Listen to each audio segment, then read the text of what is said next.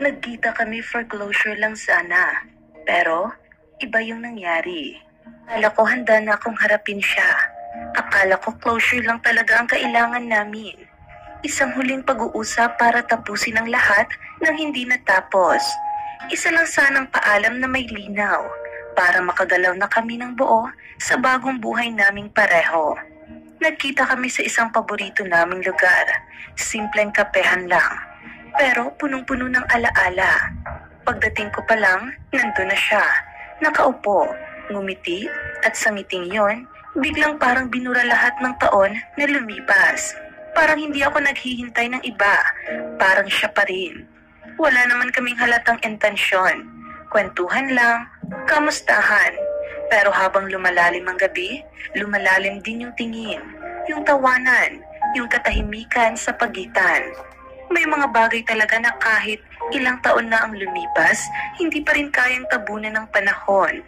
Umamin siya, hindi pa raw niya ako lubos na nalilimutan. Hindi raw niya kayang umakto na parang wala na akong naging halaga sa kanya. Doon ako nagsimulang mabasag. Kasi, totoo rin naman, kahit may bago na akong kasama, kahit maayos naman ang buhay ko ngayon, kahit pilit kong hinahapunan ng ligaya ang araw-araw, may parte sa akin na hindi pa rin siya tuluyang iniwan. Hanggang sa dumating kami sa puntong hindi na kailangan ng salita. Isang yakap, isang halik, isang gabi na bumura sa lahat ng dapat at pinairal ang lahat ng gusto. May nangyari sa amin. Pagkatapos tahimik lang, pareho kaming walang masabi. Hindi kami nag-usap kung anong ibig sabihin nun. Wala kaming pinangakong iiwan ng kasalukuyan. Wala kaming sinabi kung uulitin ba o iiwasan. Ang meron lang, guilt, lungkot, at isang katotohanang mahirap isiksik sa tamang kwento na minsan sa gitna ng closure, nagkakaroon ng panibagong sugat. Umuwi kaming parang walang nangyari, pero alam naming pareho, hindi na kami babalik sa kung nasaan kami noon.